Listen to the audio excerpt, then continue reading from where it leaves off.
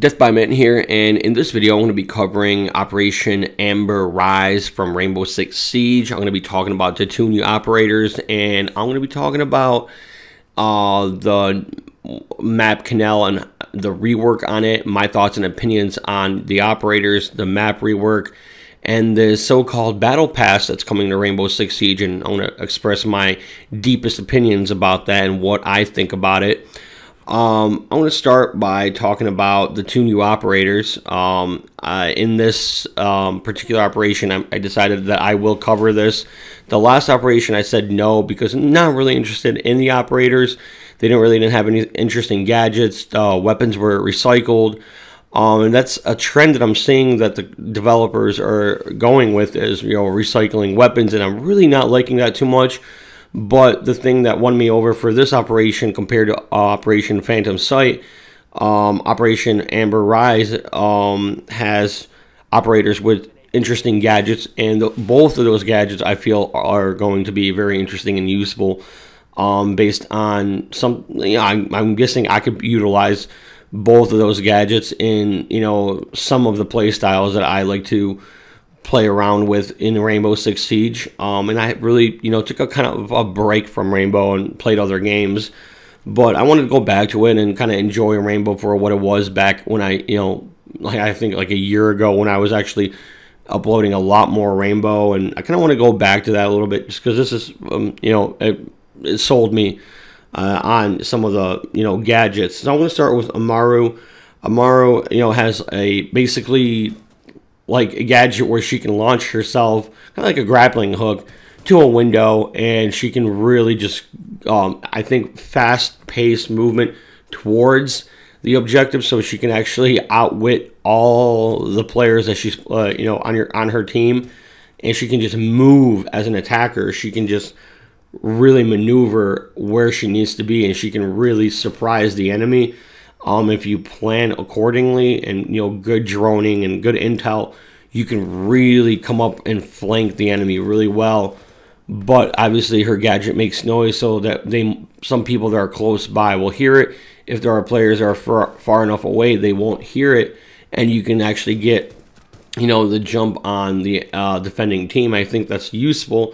Obviously she has the G8A1 and a supernova for the primaries. Secondaries is the ITA-12S, whatever, basically Miras and Jackals. Secondary shotgun, obviously she has the SMG-11. And then gadgets, claymores, and stun grenades. And she's a 2-speed and 2 armor. So I thought that was pretty cool. I'm like, I'm okay with that. And then the next operator, and this is where I'm really excited for defense.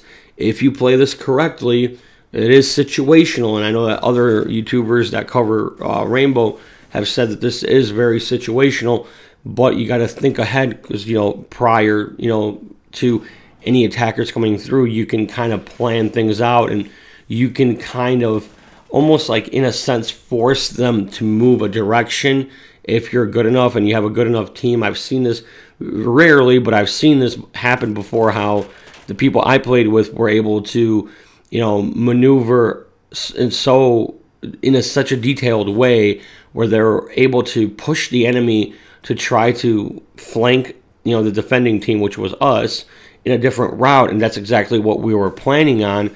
And then they would come a certain direction, and this is where Gairu, I can't pronounce these fucking names, so pardon me for that, but a deployable shield with an explosive on it that also creates a area of effect for fire.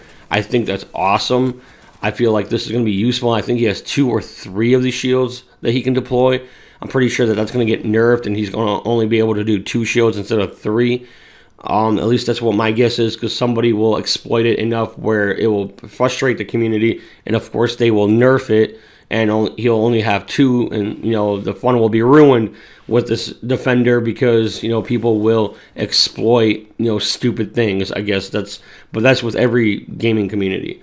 So obviously he has a Vector 45 ACP, and then he has the TCG-12 shotgun, which is interesting. That's not a bad pair. I do like the Vector, so I don't mind it.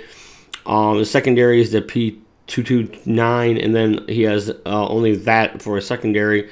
And the gadgets are Nitro Cell and Impact Grenade, which are both really good, which I do like to use both of them. And still, here's the weird thing, 2 speed and 2 armor. Kind of sticking with that whole, like, that realm, I guess. So, now, just really briefly to talk about the map Canal. Obviously, they really changed a lot of what is inside. Outside, they did a lot of changes as well. But where you will notice most of the changes will be on the inside. They also added a bridge, an extra bridge. So there's more ways around to flank and fall back and rotate and all that good stuff on the map. And I think that's good. I'll cover more on the map as more information is released. And once I'm able to actually play on that map and play with the 2 operators, I will cover more information on that. And now just wanted to briefly, because I wanted to keep the commentary to a minimal and then, you know, have a little bit of the information like the trailer, you know, videos a little bit in the background. And once the commentary is done, you know, I'll have some gameplay in the background and, you know, hopefully you'll enjoy that as well. But I feel like this whole concept of a battle pass and forcing people to spend more money while they already have spent money.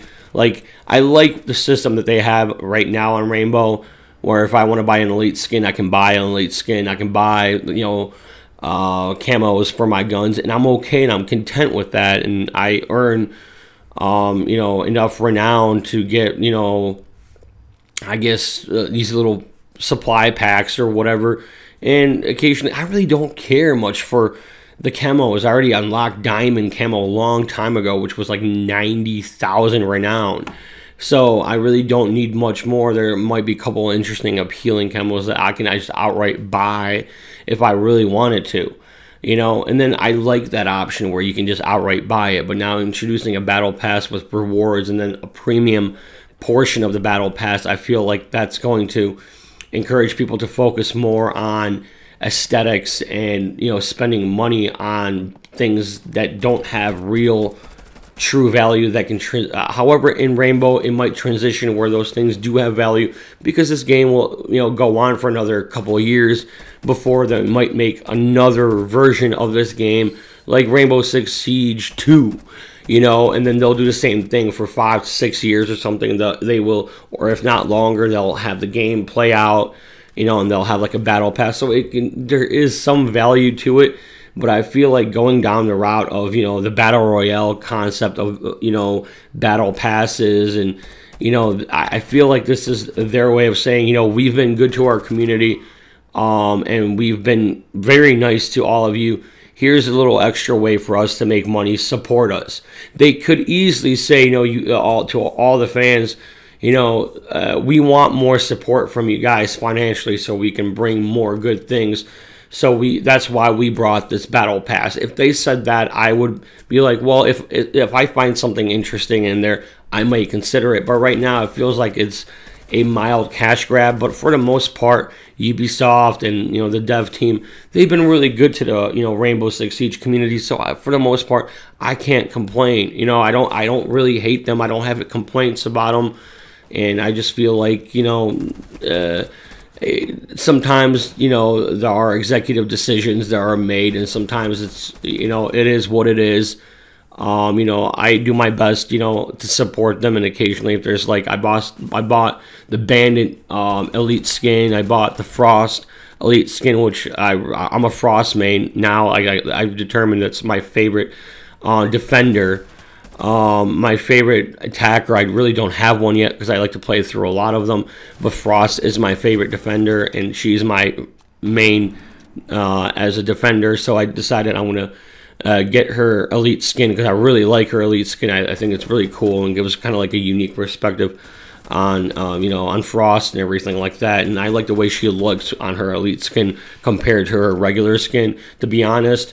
And I'm gotten used to her weapons and all that good stuff, but you know, this battle pass, I just feel like I don't know how I feel about it. It's just kind of like a little iffy, and you know, I hope they came in with good intentions with this battle pass, and I know that obviously it's to make money, and I'm willing to help and support, the dev team and the publisher and everything like that here, because for the most part they've been good too.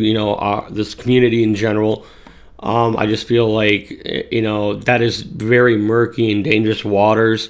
I don't want them to ruin something that's been so good for so many years now. And Rainbow's been good for, I don't know, like 3-4 years now. So it's, having them go down this route now is actually better than it would be if they did that right from the very start. That would throw a lot of people off. And I think they developed enough comfort among the community where they feel that maybe this is okay. And obviously with community feedback, we'll see how it all pans out and how the community fully reacts to it. I'm not too happy with it. Like, it is a little bit disappointing, but as somebody that does respect the devs and does respect, in this case, the publisher, in a sense, more so the developer than the publisher, obviously, in this case. But I have respect, so, I have to give credit where credit is due, and I have to give respect where respect is due. And they've been good, to me as a Rainbow Six Siege player. So if I can, I will support them the best I can to the best of my ability so they can continue bringing us awesome content. I do encourage people to do so as well, but I don't like the concept of this battle pass because I feel like it's getting, to that, point where it might come off kind of like the things that Activision has done, things that EA has done to fuck their communities. And that's, I wanted to make that a bottom line, using curse words and not censoring them so that the point gets across, regardless if you're very young or if you're older, my age or even older. You're the customer, you pay money, and you have the right to say what you feel like. And as somebody that spent a decent amount of money on Rainbow Six Siege, I will express my opinions, but I do have respect for the development team, and I do have respect for the publisher. Wanted to get that across there. That's all I got to say, and deathBYmitten. Hopefully you enjoyed my video and my commentary. That's all I got to say. Peace.